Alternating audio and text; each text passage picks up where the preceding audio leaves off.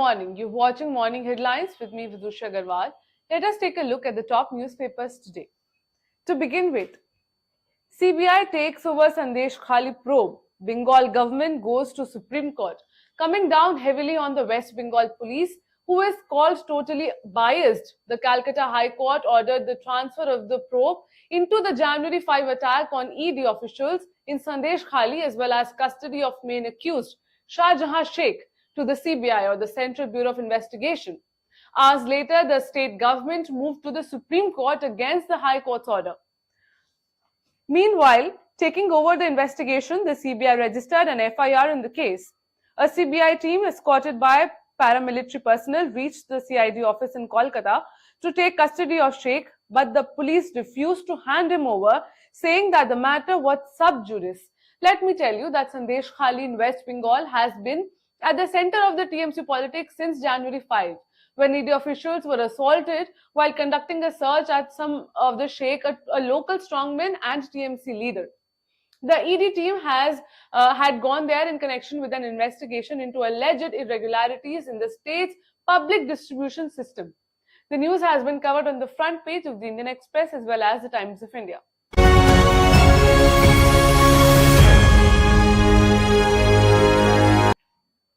Moving on. Weeks after moving to Israel for work, Kerala man killed in shelling. The prospect of a better life in Israel ended bitterly for a family, as a 31-year-old Kerala man was killed in a missile strike in the northern part of the country, leaving behind his pregnant wife and a 5-year-old child. Yes, Nibin Maxwell, who came from Kirungala in Kerala's Kollam, was killed, and 2 people from the state were injured on Monday when an anti-tank missile fired by Hezbollah hit a farm in northern Israel where they were employed. Now, a quote here says that in a post on X, the Israel embassy wrote, "We are deeply shocked and saddened by the death of one Indian national and the injury of other two due to a cowardly terror attack launched by Shia terror organization Hezbollah on a peaceful agricultural workers who were cultivating an orchard at the northern village of Margeliet yesterday early afternoon." Meanwhile, the Indian Embassy in Israel issued an advisory for Indian nationals working in the country, especially in border areas, to relocate to safer areas within the country. Now, the embassy said they are in touch with the Israel authorities to ensure the safety of all its nationals. The Indian Embassy also shared a helpline number and email address for any further help. The news has been covered on the front page of the Indian Express.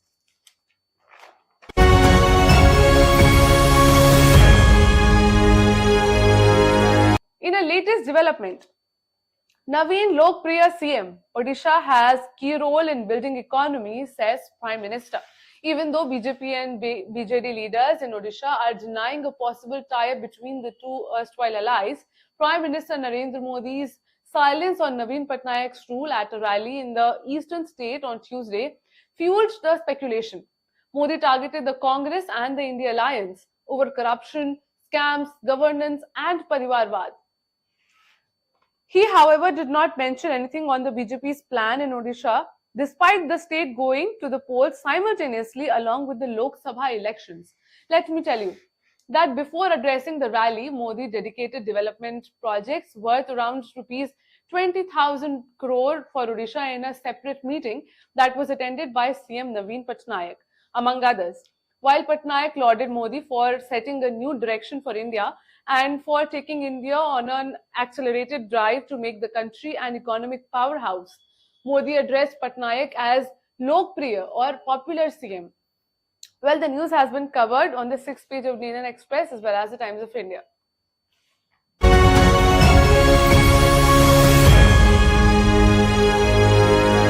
Let us now take a look at the international section. Shehbaz orders talks with IMF to tide over Pak crisis. Well, Pakistan's new Prime Minister Shehbaz Sharif has ordered immediate talks with the IMF for an extended fund facility for his cash-strapped country, saying that improving the state of economy would be the top priority of his government, which has received the mandate. A quote here says that The official handle of the Pakistan Muslim League of the Twitter's Pakistan Muslim League president on Monday posted in Urdu on X that a few hours after the swearing in of Prime Minister Sharif, a meeting was held regarding the restoration of the country's economy. He was briefed by the finance secretary on the occasion. However, as part of his administration efforts to bring back the country's economy on track, Sharif said that the loss-making government-owned enterprises will be privatized so that these organizations do not become a burden on the country's economy. Now, Pakistan has not completed the last USD, that is 6.5 billion IMF bailout package, and therefore the first task of the new government will be to sit with the Washington-based global leader to get the last loan tranche of USD 1.2 billion dollars. The news has been covered on the world page of the Indian Express as well as the Times of India.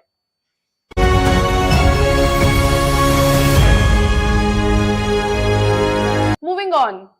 UN report finds evidence of sexual violence during October 7 Hamas attack.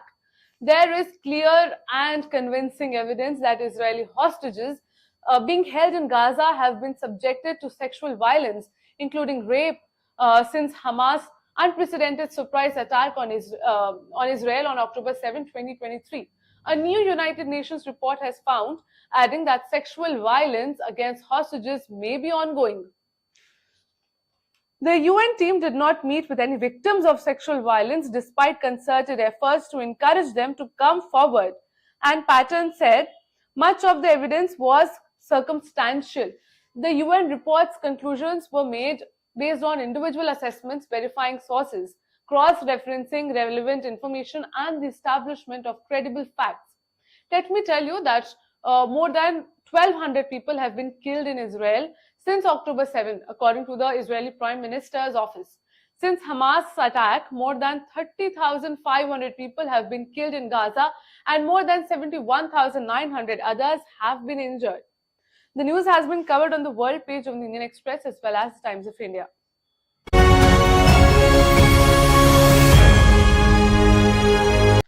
In a significant development, Nepal Prime Minister Prachanda fails to expand cabinet with no consensus on deal.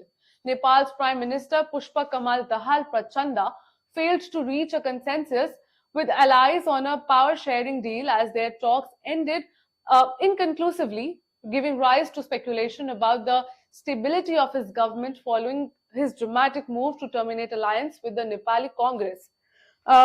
The Prime Minister Prachanda failed to distribute ministerial portfolios to the cabinet members even 24 hours after the new alliance government was formed. The four parties have a combined strength of 142 seats. As per power sharing deal among the members of the ruling alliance could not be materialized, Prime Minister Prachanda failed to expand his cabinet even 24 hours after the new alliance government was formed. However, the new political equation formed by keeping the largest party and the strongest democratic force, Nepali Congress, out of power and bringing together the two largest communist forces may be in the interest of India. The news has been covered on the international and the world sections of the Times of India as well as the Indian Express.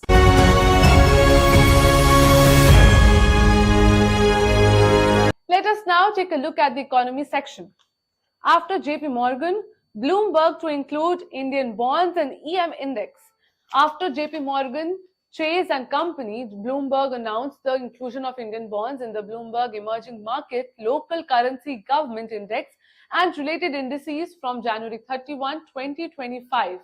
The inclusion of India Fully Accessible Route or FAR bonds in the Bloomberg EM indices will happen in a phased manner spread over a 10-month period. Now, the weight of FAR bonds will be increased in increments of 10% of their full market value every month over the 10-month period ending in October 2025, at which point they will be weighted at their full market value in the indices. Once completely phased into the Bloomberg Emerging Market 10% countries capped index, India is expected to join both China and South Korea as markets that reach the 10% cap. Now, within the market cap weighted version of the index, India is expected to be the third largest country after China and South Korea. The news has been covered on the economy section of the Indian Express.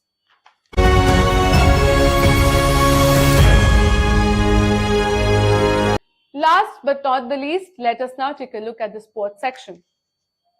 WPL, Lanning, Jamia, star as DC Thrash MI. Now, in a riveting showdown, Jamia Rodriguez and Meg Lanning showcased their batting prowess, slamming commanding half centuries to power Delhi Capitals to a formidable 192 for 4 in their clash against Mumbai Indians. Now, Lanning's steady innings and Jamia's explosive stroke play left the Mumbai bowlers reeling as Delhi's innings gained momentum in the crucial slog overs. Riding on those two knocks, Delhi Capitals posted 192.4 as Lanning's DC handed MI their first ever defeat while chasing in the Women's Premier League as Harmanpreet Kaur and company were restricted to 163 for 8 and lost by 29 runs. Later, in a display of sheer dominance, Delhi Capitals bowlers unleashed a relentless attack to overpower Mumbai Indians in the Women's Premier League, opener of the Delhi leg. Led by Jess Jonathan, Fury's spell, yielding 3 crucial wickets and backed by caps 2 dismissals, Mumbai Indians found themselves stifled, managing only 163 for 8 in pursuit of a daunting 193 run target. The news has been covered on the sports page of the Indian Express. Well, that's all for today. Thank you for joining in. Stay tuned for more updates and keep watching Ritam.